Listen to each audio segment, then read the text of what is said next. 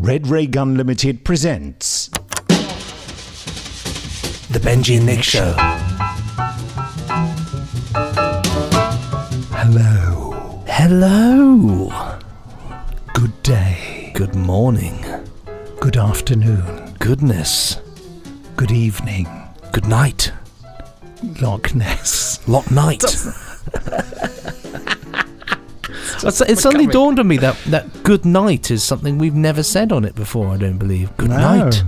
It's a very common thing to say, isn't it? Good night. Yes. Gentlemen. The cakes. The cakes. Good night, gentlemen.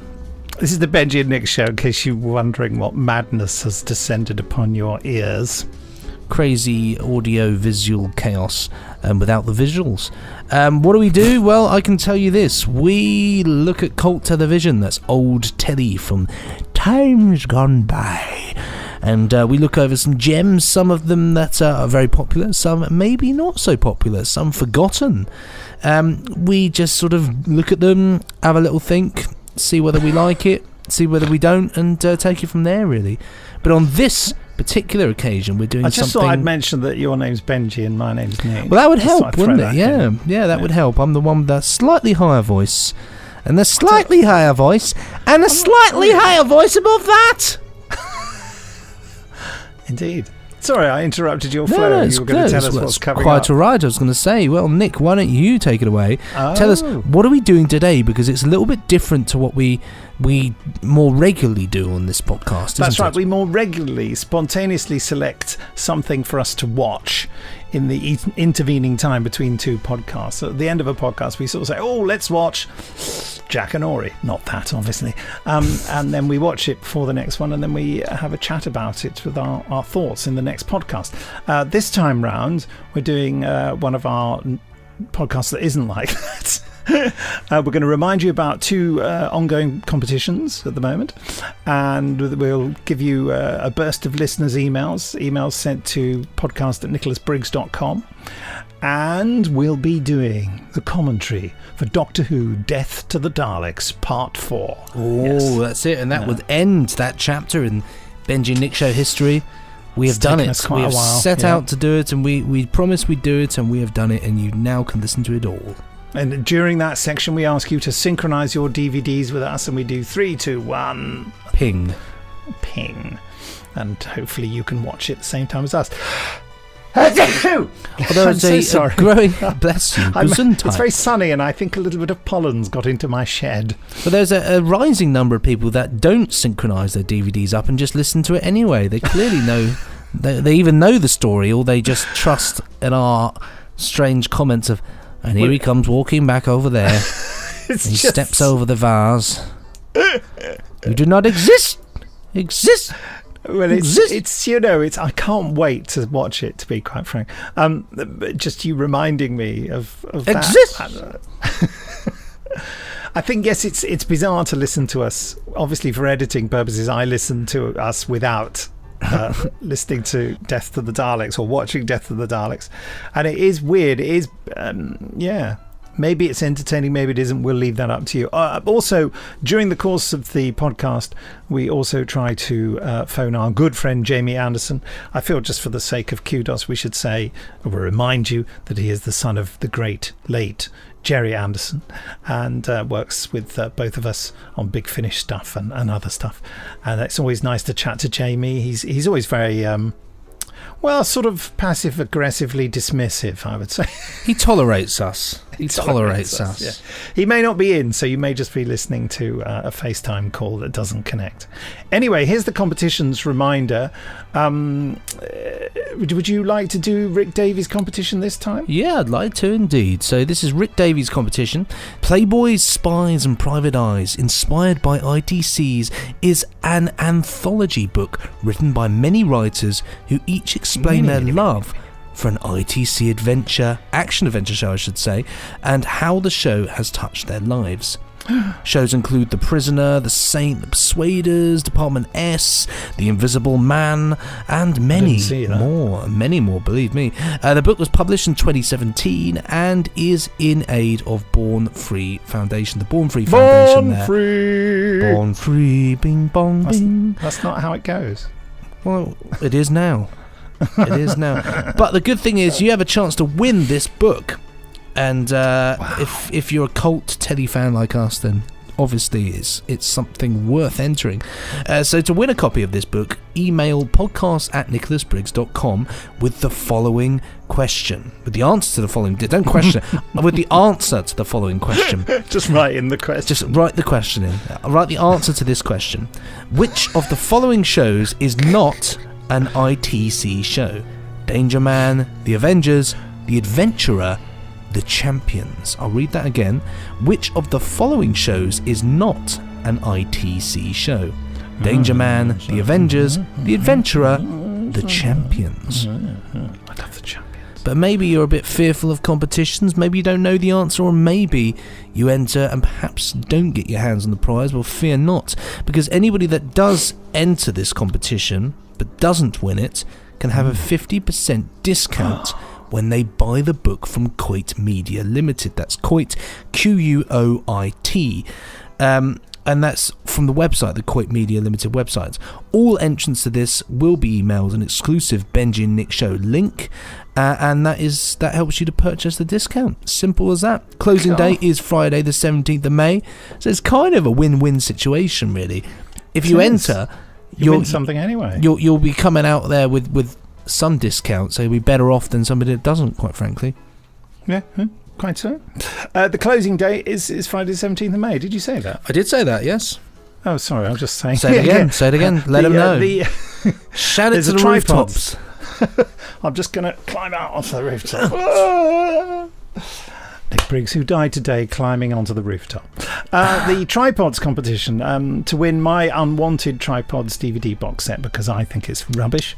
Luckily, lots of other people don't, so it's a nice juicy prize.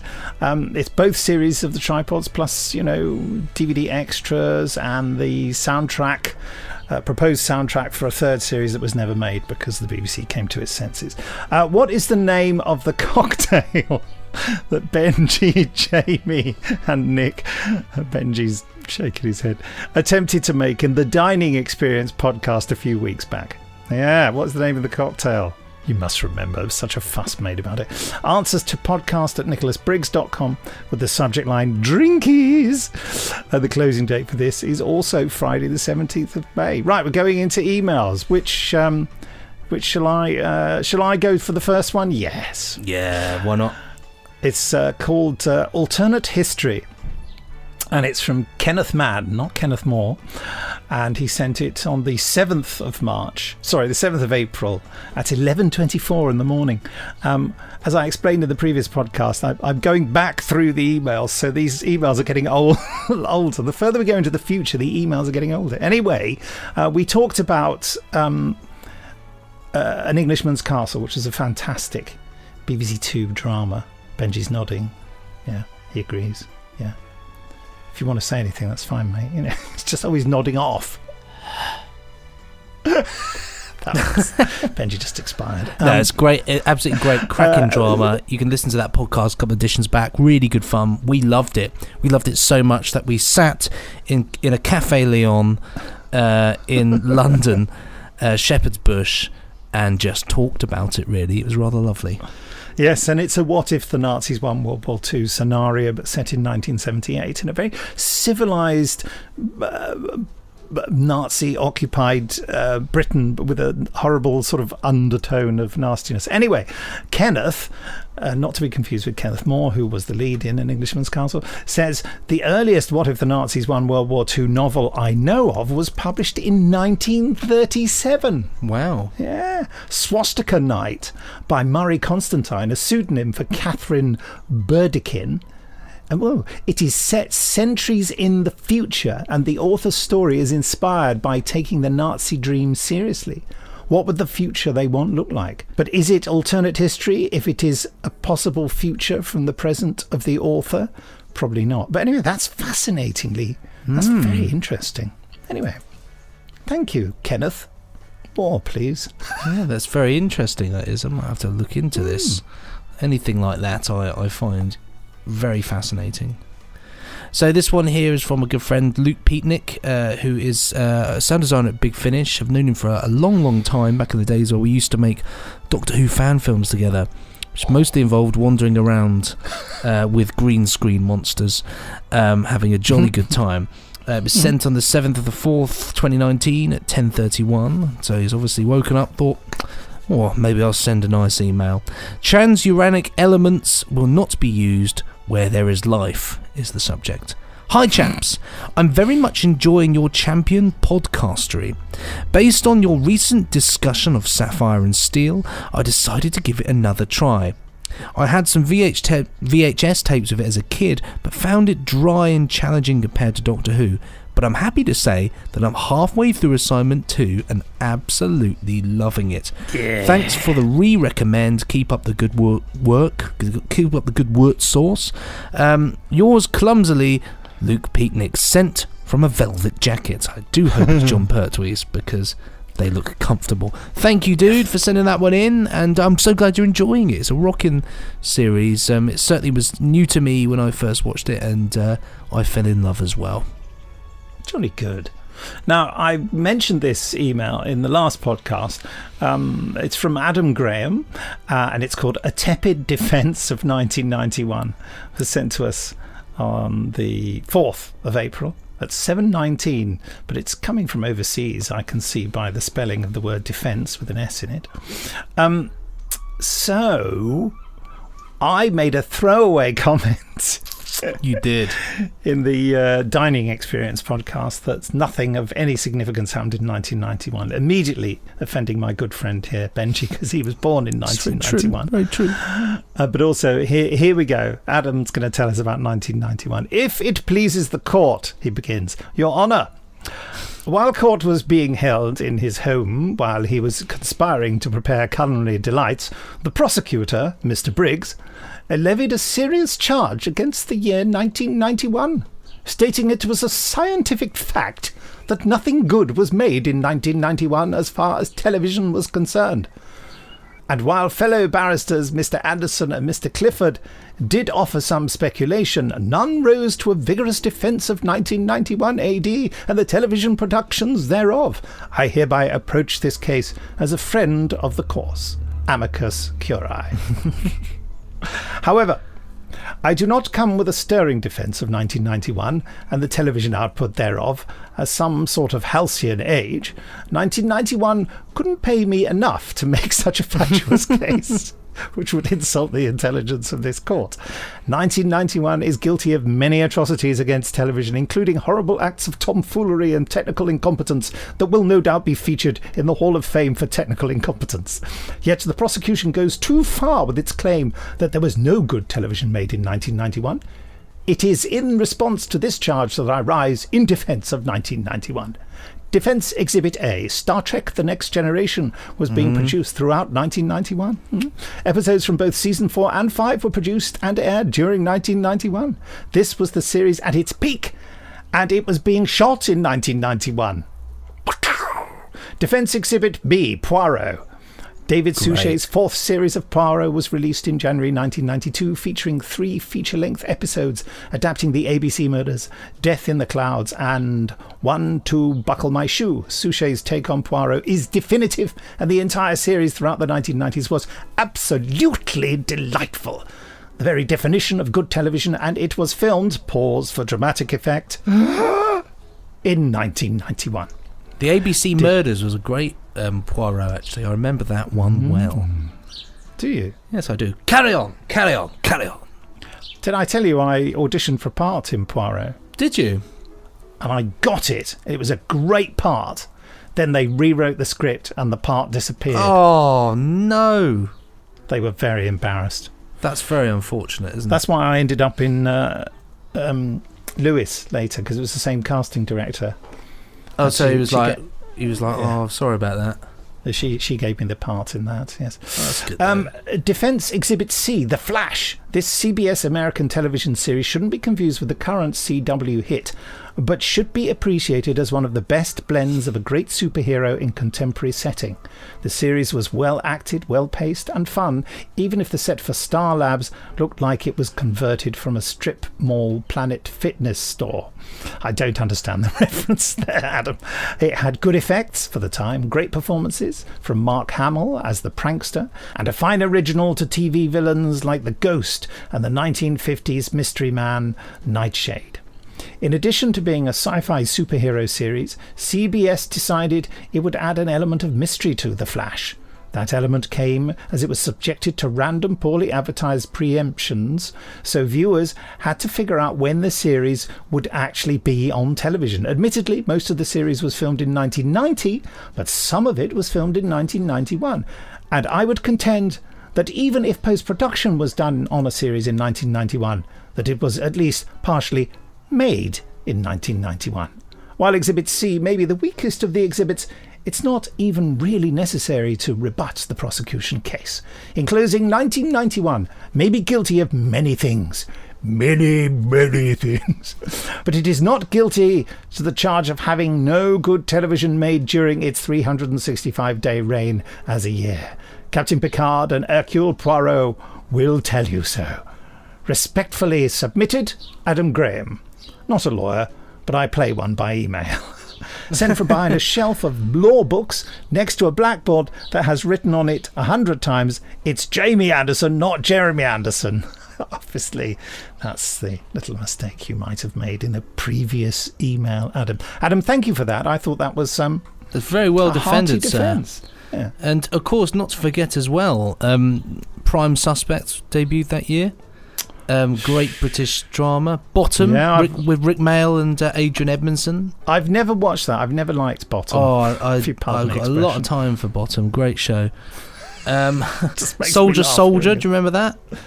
I do, yes. That made Robson and Jerome stars. Hugely famous, didn't it? Yeah, it was a real hit, that one.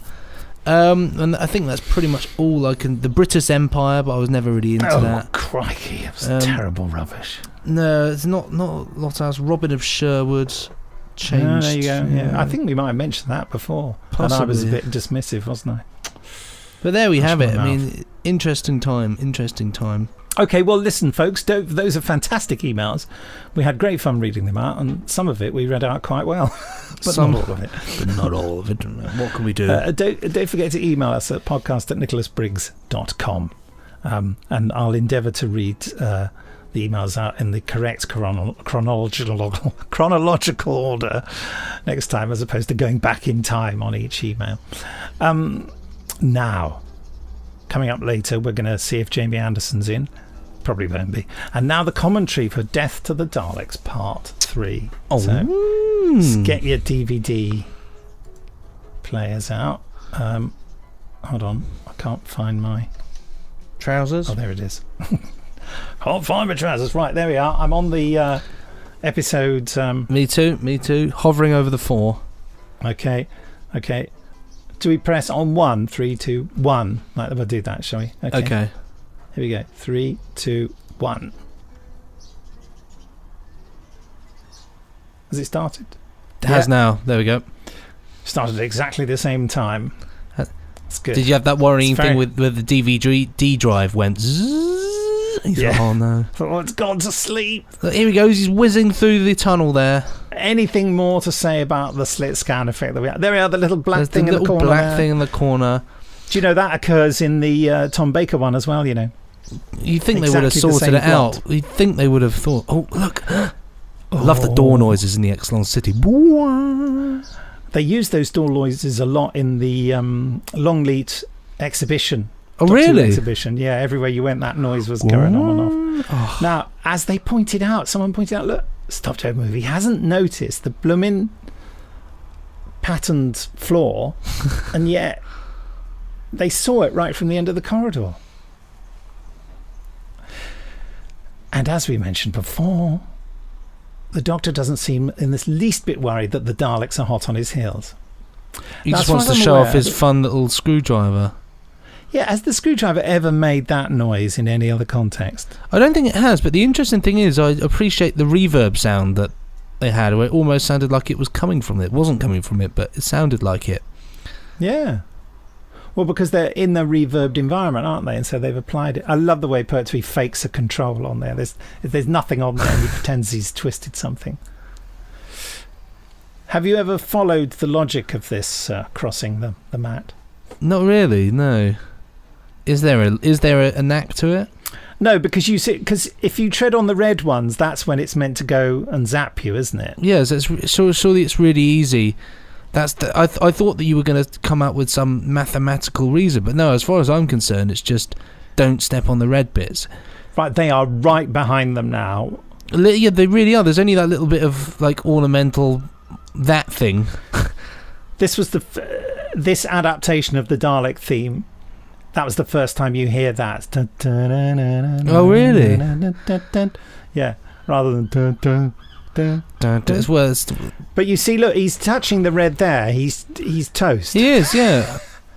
It's so stupid. Why are they spending so much time? You just say when you cross it, don't touch the red ones. Oh, he touched it just as he came off it. But rather a jolly game. The Daleks are literally there. The Daleks have stopped for a fag break on the way, haven't they? They have, yeah. The toilet break. We know he's just round the corner, but can I do mine, Bob, if I just pop in here for a quick wee? Yes, he won't be able to notice the colour change anyway.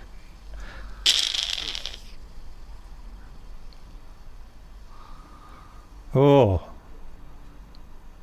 Did you see that the explosion affected one of the other squares there for a moment, but they cut away quickly? It did. I love the way they blur it back again. My brother's then girlfriend, whose name was Hetty, cried out here. She went, "Oh no, they're gonna!" And that's on my recording. Oh, no, so forever stuck on there. She was really concerned that the Daleks were going to get hit.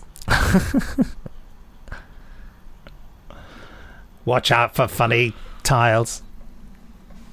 And here we go. I was really excited. I thought, oh, what's going to happen? Not a lot is the answer. No. Not a lot. Good thunder effect, though. Yeah. I like the way it does sort of track the dome, actually. Yeah. Oh, the Daleks there, like, not having any of that. Observe. In order to stop it from working, surely they should have blown up all the red things, and as it goes across, it should have been. Lovely shot of the Daleks there. It is. I love it when they observe. Yeah, they say observe before it does anything. Observe what? Nothing's happening. And now it happens. It'd be funny if the other Daleks said that. Observe what? Nothing's happening. This always happens in 1970s TV. It happens in Star Trek as well. They always go, look, and they cut to something, nothing's happening, and then the effects shot happens. So stupid, isn't it? Why are you saying look when nothing's happening? Another blank room. Another budget-saving room. Another television centre floor. It is as if it's the same set every time. Oh, it is. It's exactly slightly rearranged from last week. Or was the bloke sitting in a plastic chair there? First example of widescreen TV. Yeah. Bilal really... Quite good framing there, though, in fairness. Very good, very good. Now, this is a section that had stuff cut out of it, didn't it? It did, yes. Correct. And that's on the DVD, the extra scenes. I always like this with this stuff with Sarah here. I think it's rather fun. Yeah. It's a good way of kind of showcasing her as a gutsy companion in her own right, doing her own thing. Yes, we don't talk enough about Liz Sladen, I don't think, in these commentaries. So here's your chance. Well, other than she's incredible, a definitive companion, really, isn't she? Dare I say it, the definitive companion? Yes, I think so. I tell you what is so good about her, in my view, and it's something that I bang on to you about, and I was going on about it with the tripods in a negative way. It's to do with getting the stakes high enough for it to be a life and death situation. And that's what Liz did. She's such a smart actor, and she always was worried about the reality of the situation, no matter how outlandish. I think a lot of actors in Doctor Who kind of think this is all a bit rubbish. There's a plastic monster. And there's something reflected of that in their performance. Whereas Liz wouldn't have any of that. It didn't matter if the monster of the week was a small piece of plasticine. She would react like it was the most terrifying thing on Earth or in the universe. But also, I think she made it a really convincing job at making it seem like she's really struggling, that she's in an environment that's not, and a lot of them, she's always, it's real, everything's real effort and it's really difficult, but she's doing it, and you want her to do it because she's putting in that effort, and I love that about her. It always sort of resonated with me. I agree completely. By the way, John Pertwee here, his hair looks very ruffled, like they've already done the scene Definitely, where he grabs his head. And no, Bilal, don't do it. Done his hair. Don't. Or we get to see the fun dentist light. Did you see in the background? Oh, it's not there now. The shadow. No, the maze was on the wall in the background there for a moment. Oh, I didn't see that. Yeah, because they opened up the light on the front of the camera. Yeah. A blinding light. It was so blinding I didn't realise we were on the same set. Look, there's the maze. Yes. Do we have to do that maze again, Doctor? It didn't make any sense the first time. I know. He's so little, isn't he? He's really small. I love Bilal so much. He's fantastic. Look, the Daleks are hot on their heels. Right, yeah. I just saw the Doctor's boot. There's our gun. Lovely model. Oh, is this where they put the bombs on the wobbly beacon? It's really windy up there, isn't it? Yeah. But when they slap the bomb on, the beacon just wobbles. Actually, let's not use these explosives. Let's just kick it over.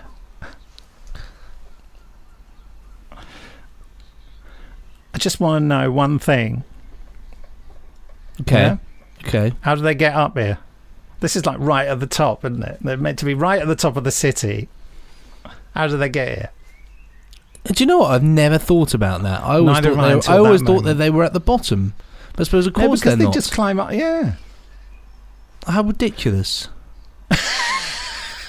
Doctor Who fans in shock horror moment of noticing that Doctor Who's ridiculous. But surely it'd be more plausible if there weren't, like, rocks there. Yes. They didn't have enough set, did they, basically? Oh, you ruined it for me now. That looks like a convincing rock there.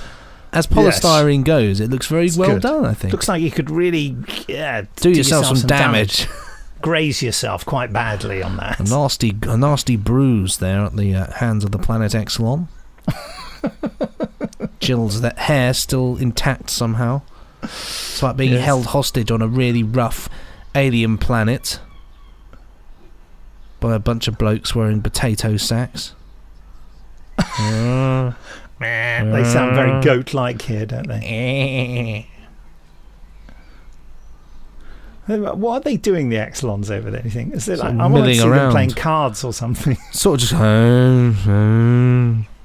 I mean, you think they'd be tired? They'd be sitting down. Why are they? Perhaps. Well, I don't know. Perhaps it's uncomfortable. Have you ever seen an Exelon sit down? I haven't. Well, that's a good point. Nice tracking shot here with random posts in the way. Sure. Don't worry, I've had my hair redone for the mental assault scene. It's a pity that the Exelons, travelled all over the universe, right, and created this amazing living city, but they haven't created colour television. Yeah, they sort of just. But then maybe they see things differently. I think their biggest contribution is fantastic plastic chairs, which if you go on the Dover to Calais ferry, you will still see those chairs. Well, oh, look, there's that bloke. He just gave up. Oh, stay in now, I think. He was cleverer, this guy, though, wasn't he? He got here, and then what happened to him? He had the mental assault thing, and what did he do? I don't know. Whack himself in the face. I died through whacking myself in the face. But I suppose he just went a bit crazy. Poor Bilal. And this is where we get a little bit of the Doctor's inner reflection here. And you also get the dentist light there. Yeah. And you can see the Doctor's, because this is a reflection and they've flipped it round, haven't they? This is very Top of the Pops, isn't it? Oh, it's brilliant. It's an illusion. You have no substance. You can actually see the metal structure of the light in there.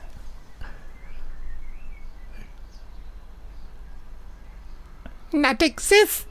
I would have loved to have seen this without. And you see the Doctor's hair in the foreground. Hold on, you see this, because that's a reflection.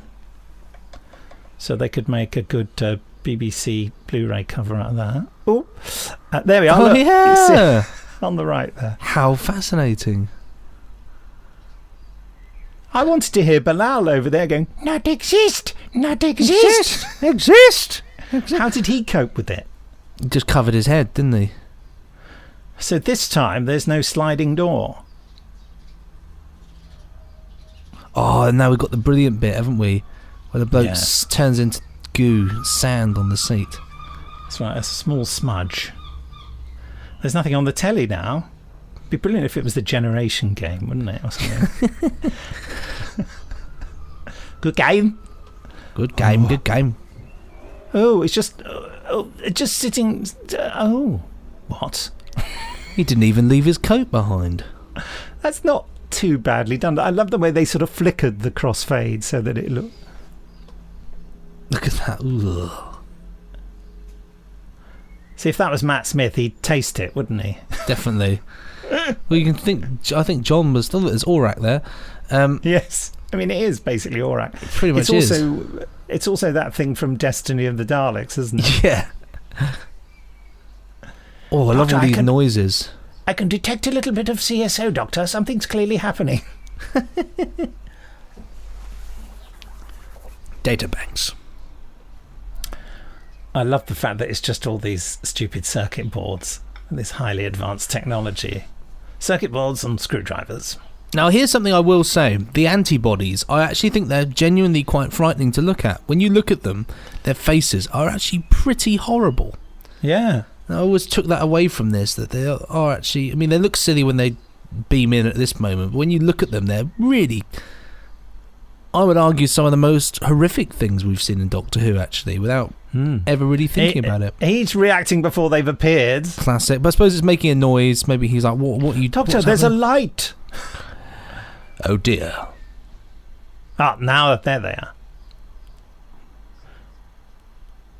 I like the way one stands still and the other's like, I'm ready to go. Come on, I'll have One of them wants to... He's been there for a long time. He needs the loo. He's thinking, kill him, then I'll go to Carsey. So meanwhile, see, look, zoom in. They're up the top there. It's very windy. I mean, maybe the idea is that they've climbed all the way. I always think that that's the idea because... Oh, wobble, wobble. Because the Dalek wouldn't be able to get up there, would it? Well, they hover, you know. Some great acting going on here. Really? Well, some good shouting. I think that given that beacon made that noise a long way off, it would be absolutely deafening here, wouldn't it? It would be. And I like the way that the bombs are clearly burglar alarms. Are they? They look here like we go, look. Here we go. Way! You'd think that they would rehearse it so that, you know, the other one would brace it. Definitely. You just do another separate shot, wouldn't you? I mean, they had a day of camera rehearsals. You think they could have got their head round that? I'm very cross with them for messing that up. Look at his hair's going everywhere. That Dalek's like, I'm going too fast, need to slow. Oh, thank goodness. Have you noticed in this episode that it's like that business of Bilal noticing the antibodies? There's a lot of time wasting. The script is quite sparse. They've already had a problem with the episode climax of the previous episode. They're taking their time. They are needs a little bit more. Yep. What if they'd run out of explosion time, hadn't they? I always wanted it to explode. I always wanted it to. It should explode. Yeah, absolutely. I bet in the script it said it exploded. But you get to those points. I mean, in the final episode of Chris Eccleston's first series, there were bits, but they'd used up all their explosions, and then they had a full Dalek attack, and I thought, what are they going to do here? CG. I'm trying to destroy its brain. What I'm going to do is reverse the polarity. Yeah, look at their horrible faces. They're pretty scary, I think. Like, look at that. It's horrible. The way it kicks the thing. Yeah. What a nasty creature. They got no manners. He didn't need to do that, but he chose to do that. Yeah. John Pertwee said, make sure I don't trip over that chair. Just kick it out of the way, would you? Look at them. They're scary. Yeah. Imagine what are those old costumes there? They must be old costumes sprayed silver. Definitely, yeah. Ogrons, maybe. Yeah, maybe. I love the way he pulls the gun straight out. That's what we all want to do to a Dalek. It's very sort of, yeah, get it, have some of that. Whack. Director said, don't hit them too hard because you will break them. And we do need them. That bit there was shown on Blue Peter some years afterwards, so it was very thrilling for me to be able to see a bit of Death of the Daleks years afterwards. It must have been weird though, like not being able to see it again and always thinking like that story existed and I can never see it again. Yeah. I just think of all the stories that I thought existed that the BBC were busy erasing while I was thinking about them. God, that's so sad. Makes me as cross as Ian Levine. Go and smash a television with a hammer. Look at Bilal doing a little run. I love the way when the Dalek comes round, it gets caught and it cuts it right on the eye stalk. Bang! Yeah. I want to hear it go, ow! No! Here we go. No, not oh! Of all the things to hit, the weakest link. It's always the eye stalk that breaks. It's the way it stops as well. It can't go any further. They've come all the way down through the city very quickly, haven't they? Well, there's only three corridors in there. Just a lot of perhaps in between. There's loads of stairs. My knees aren't the same as they used to be, Bilal. We're entering the end game here. This has whizzed past. It has. Is this the initial set where the TARDIS landed? Look out for the Exelon-shaped rock, and we'll know. No, there's one behind it. I love the way the Daleks are so. Oh, yeah. You will load the Peridium. I love the way the Daleks move around a lot in this story. When they talk, they, back and forward. They're very alive and twitchy. It helps to identify which one's talking as well. Yes, it does. So look at that videotape look.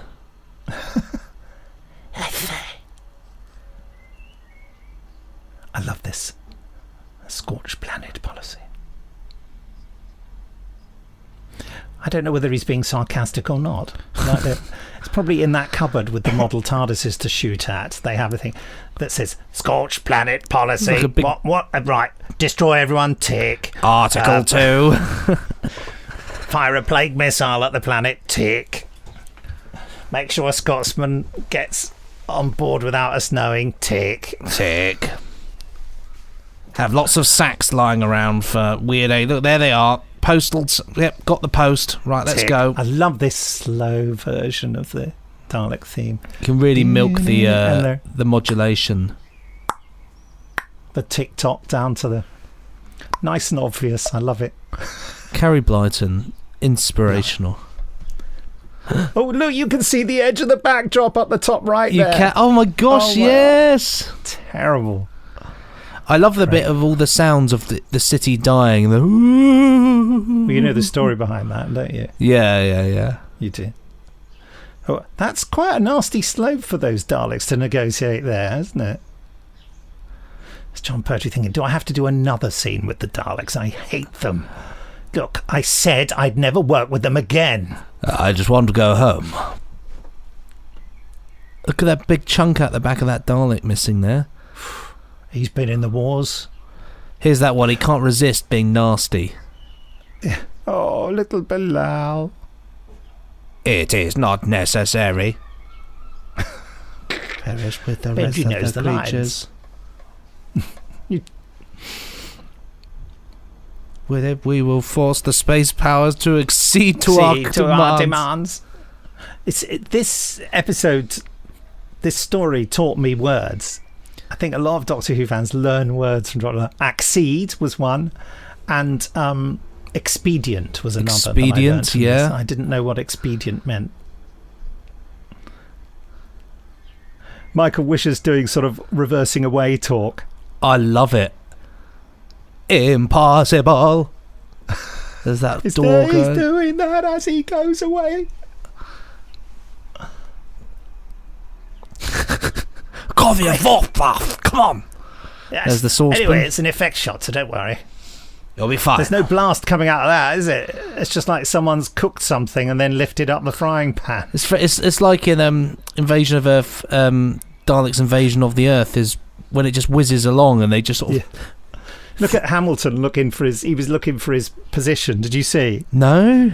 He was flicking his eyes to the left to see who was telling him to move. Then he was looking down to see where his marker on the floor. Oh gosh. Yeah. He's terrible in this, isn't he? He's in there. He's in the dustbin lid. I love these big colour-coded controls. They're brilliant, aren't they?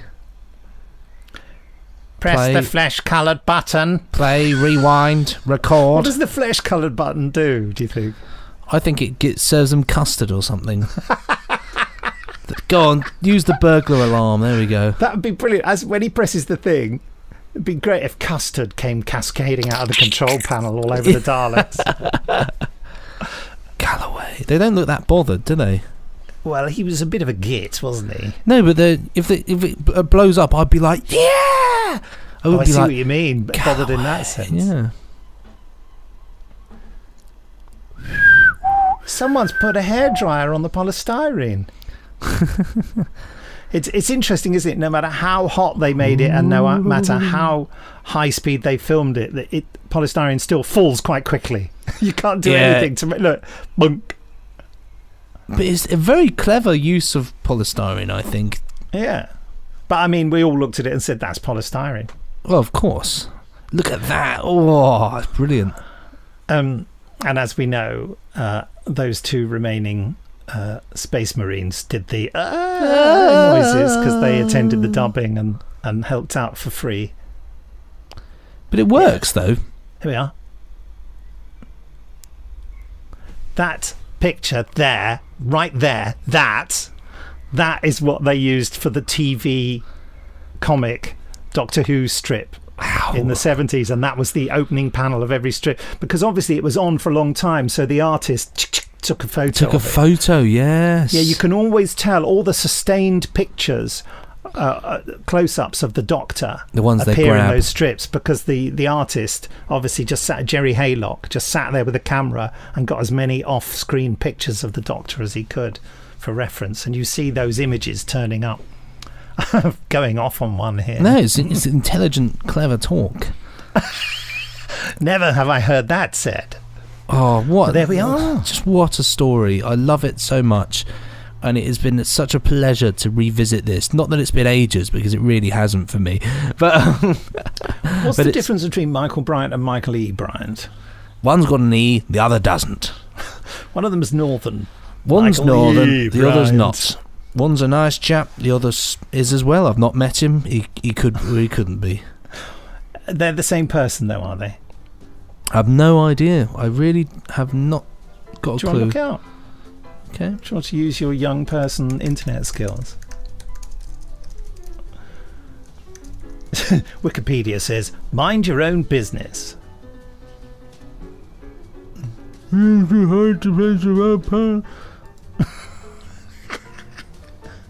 I can't find anything, actually. Michael Bryant. Because there was an actor called Michael Bryant who was brilliant, who I met from afar once across the National Theatre canteen. He winked at me. I can't find anything, actually. Yeah. I'm pretty certain it is the same Michael Bryant. Anyway, he also did The Sea Devils, I believe, and Revenge of the Cybermen.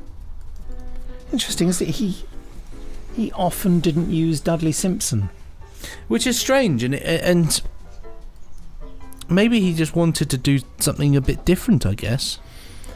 It's like Douglas Camfield was never that keen on using Dudley Simpson. Someone said that he didn't like the idea that Dudley Simpson was earning too much money or more money than him or something. That's nice, isn't it? What a nice thing to to say. I mean, I think the good thing about Carrie Blyton's music in particular is that it works. It's his use of primitive instruments. I'd say that, with the Silurians and it works. It's a very intelligent choice, actually, to have, whether it was intentional or not, to bring him along to do the music for this, because it does make sense when you think about a primitive planet, no power, even though they do use some synthy bits here and there, it works.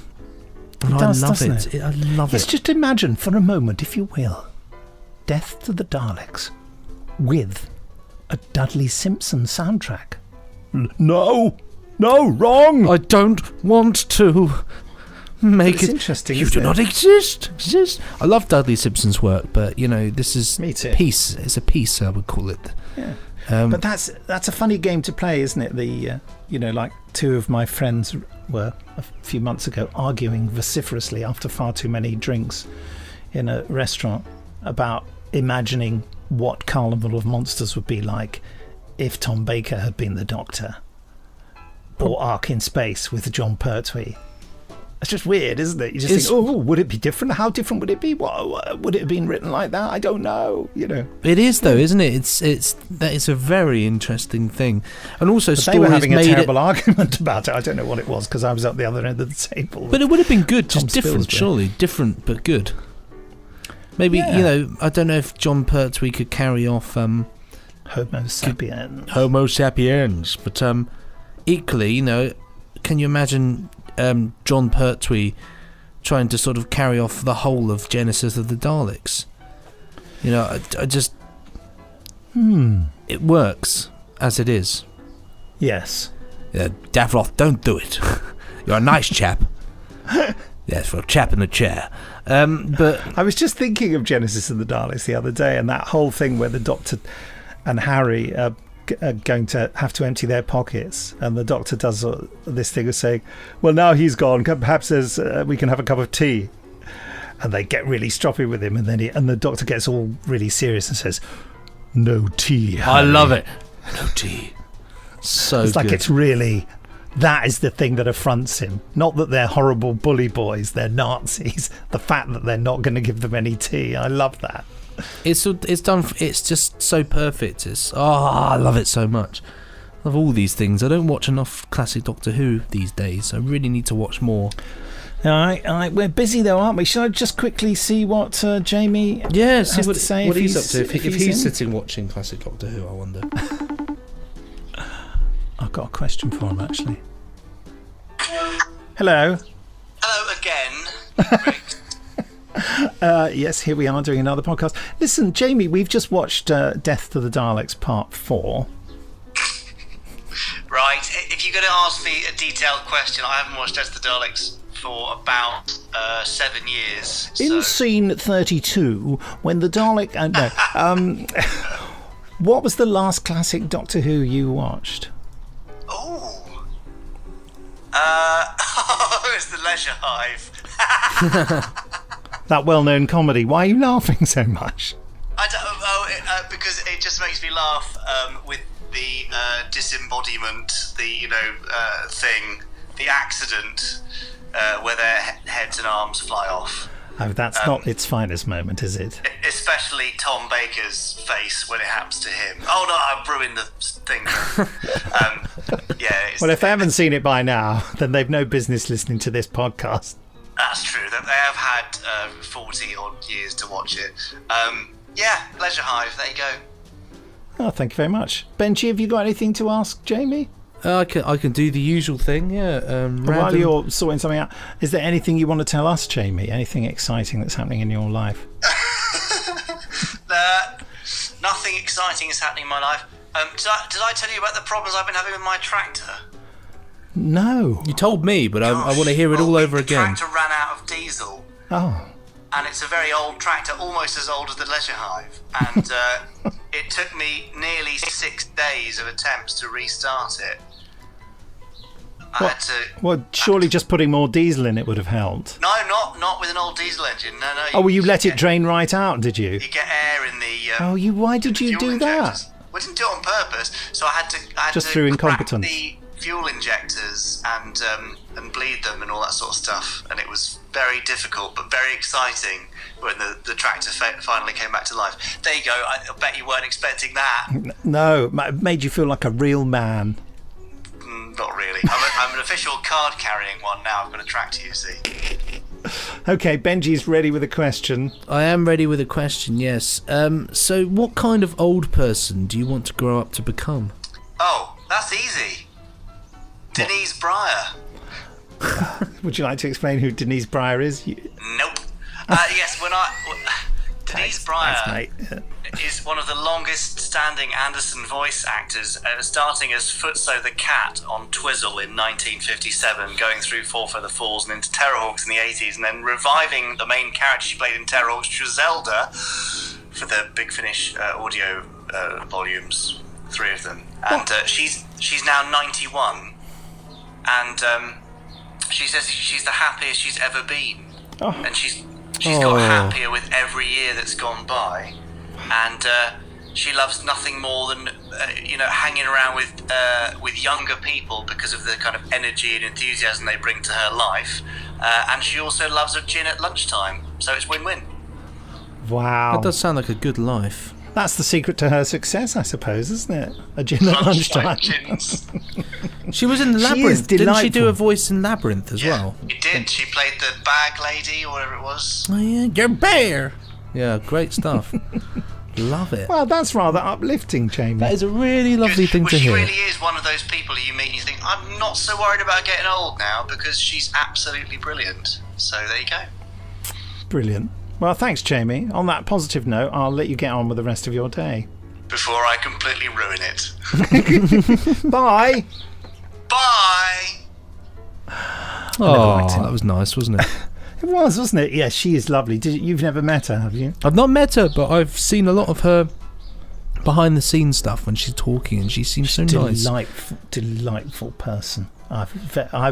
When I interviewed her when we were doing Terrorhawks the first time, and she just makes you feel glad to be alive when you're chatting to her. She's great. She's just marvellous. Listen, now we're feeling uplifted. What are we going to talk about next week? I don't know. I can't think of anything because my head's not been in the zone of telly.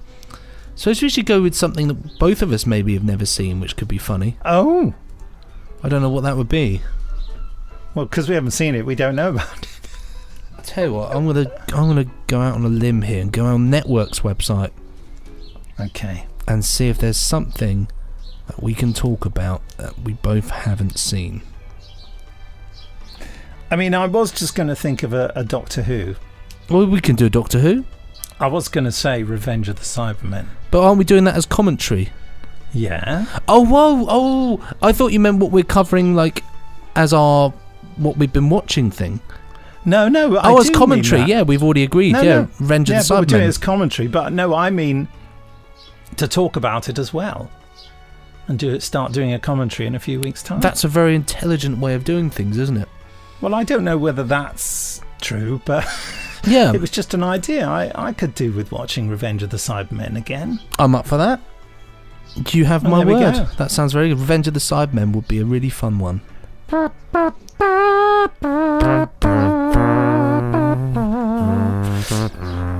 There we are. Bada boom, Revenge of the Cybermen. All sorts of things to say about that. We'll be talking about that the next time on...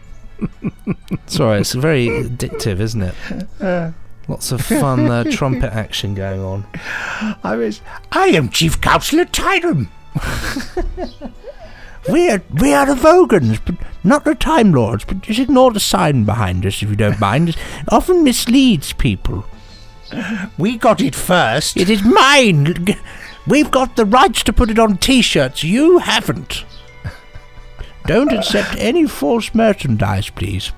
Oh, Jamie has just texted Gin. Gin. It's bank holiday, isn't it? 304. 304, looking for more. The sun over the yard arm. That's what we have to. Anyway, Revenge of the Sidemen next time. Don't forget to send your emails to podcast@nicholasbriggs.com, and don't forget to listen. We love doing this podcast, and we love the fact that you love it too. At some point we will do a live event, so please send in any ideas about where and when and how we should do it. All right, really want to know your views on that, and whether you would come along. Which is the most important bit, essentially. Yeah, actually, just reorder those points into the correct order. But if you've got any snazzy ideas, anything you'd like us to do, and also anything cookery. On-stage cookery, yeah, we'll all cook that curry. Can you imagine that Benji and Nick are responsible for burning down a theatre in central London because they left the gas on and then decided I've still got that curry frozen in the fridge. I don't know about that one. It's frozen, it's fine. It'd be nice for lunch, I suppose, as a soup. Yeah, but I'm going to put more curry sauce in it and thicken it up. You could probably pep it up quite nicely, actually, couldn't you? Pep it up. Pep it up a little bit. Add a little bit of je ne sais quoi. I haven't got any of that, but I'll go and buy a bottle now. Goodbye. Goodbye.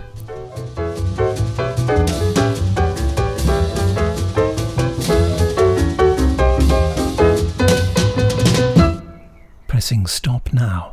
Ka-chunk.